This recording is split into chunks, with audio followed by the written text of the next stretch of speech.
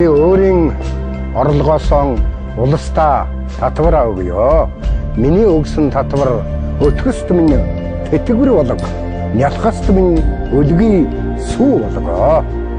Эх орон чүзэл татвар төлөхөөс эхэлдэг.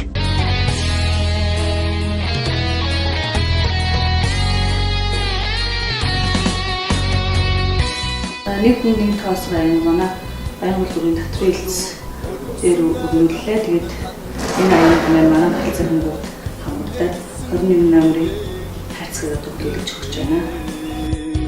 Улсын хасан гарамжуулах нийгэмстэй удам харчтан нүдүүдийг антарх цуурхай эхэн нутагтаа бидэзэн цаяатай хэмбэ эхэн садраараа амгалан жаргалтай